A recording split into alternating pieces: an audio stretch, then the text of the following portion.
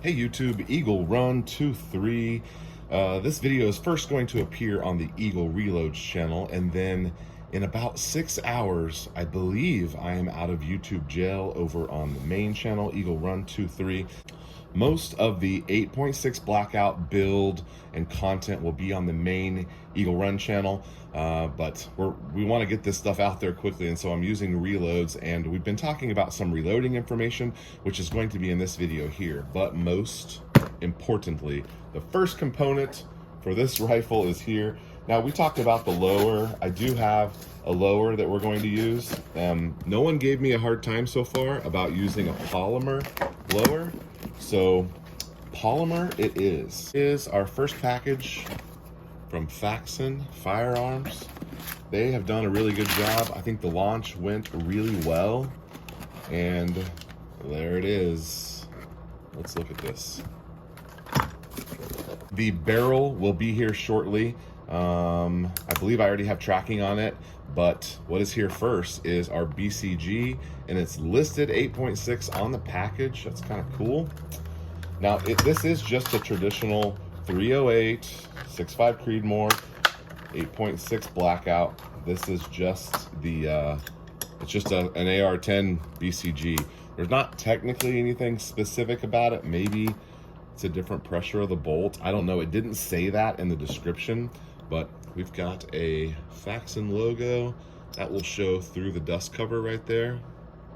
And this is one of their like premier bolt carrier groups. It's kind of interesting that it was quite a bit more expensive. They had a cheaper one on there, but I wanted the one that said 8.6 blackout. So it does say that it is 9310 tool steel, which is stronger than the C158. Shot peened, magnetic particle inspected. It's got the O-ring in the extractor. It's got the O-ring, and it is heat treated, all normal stuff that you would expect for a quality BCG. It does the test, no problem. Let's take it apart and look at it, huh? All right, so let's pull the pin out here. Firing pin. This looks like the exact firing pin design that is on my Creedmoor from Ballistic Advantage.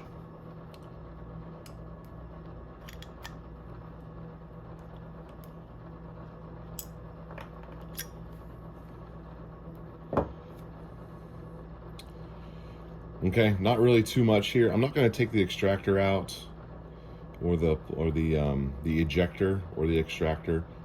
So we're just going to call that good. It just feels and looks like a quality AR-10 BCG. I don't believe that there's much special about it other than just being a quality part. So that's good. I'm excited about getting my first component in here. We've been talking about this build for a long time, and one problem that I do have pretty continually on the BCG from Ballistic Advantage is this pen is a little problematic to get in.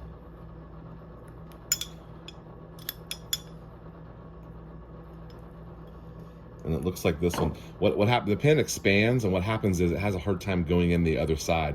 You have to kind of twist it and push it to get it to go in. My hands are all slippery, so we'll do that here in a minute. Okay, one last thing I have for you that I want to add to this video is I've been looking at reloading components and ammo, and when you're buying ammo from the two companies that are making ammo, which is Discreet Ballistics and Guerrilla Ammunitions. Right now, they're the only two companies that are saying that they're making ammo for this. Both of them have listed on their websites a subsonic and a supersonic round.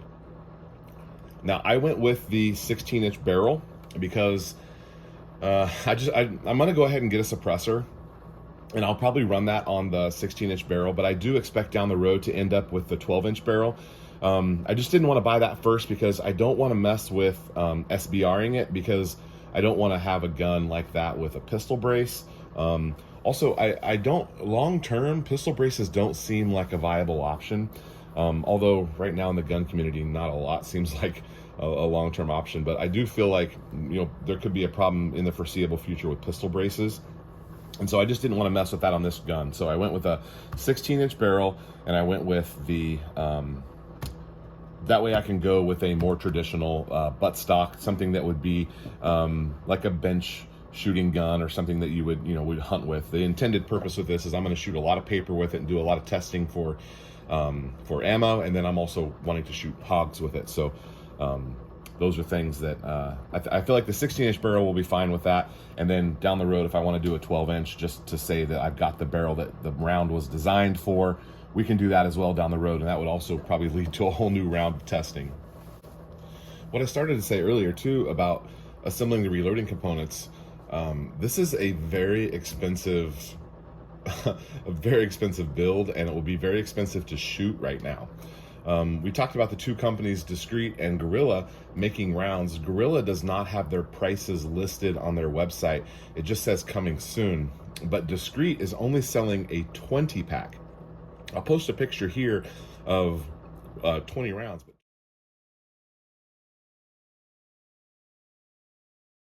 20 rounds is listed at $55. So that's $2.75 per shot. Now, talking about the reloading components, I'm going to have to either manufacture the brass or potentially buy brass. I have not seen any prices on it, but I can't imagine that it's going to be less than $1 a case. And when I look at those 338 bullets for this, I found a spear that is a soft point, and I can get those for like 60 cents. But most of the high BC bullets in the weights that I'm looking at, they're anywhere from 95 cents to $1.20 per projectile. And then, of course, the powders and the primer.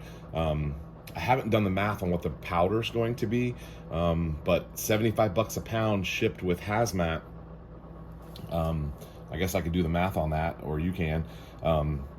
So this is gonna. I don't know that right off the bat I'm going to be able to reload any cheaper than $2.75. So I am expecting to order some factory ammo, I guess it would be. It's a little boutique factory that makes it.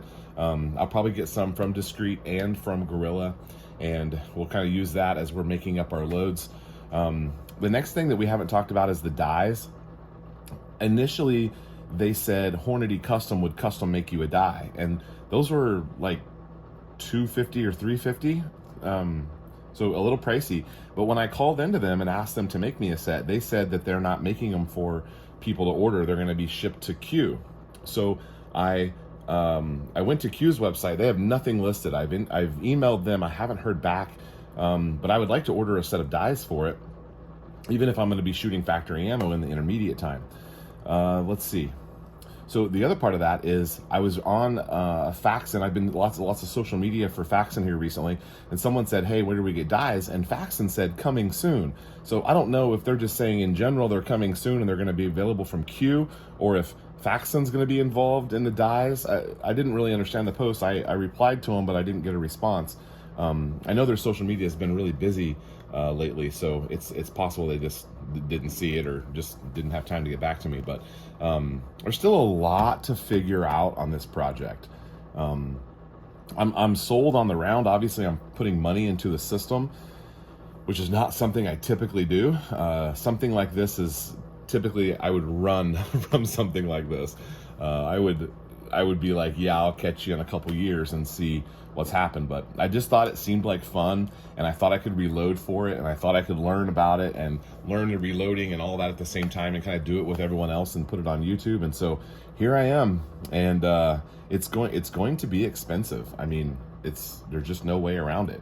So hopefully we can get those bullets down to something reasonable. I mean, even if I can reload them for $1.50 or under $2, that would be a big savings over the boutique factory ammo. So I'm super excited about this.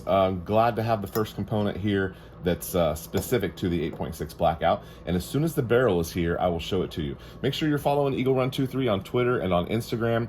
And I believe in the next 24 hours, we should be back on the main Eagle Run channel. So Eagle Run 23, thank you for watching, and I'll see you on the next video.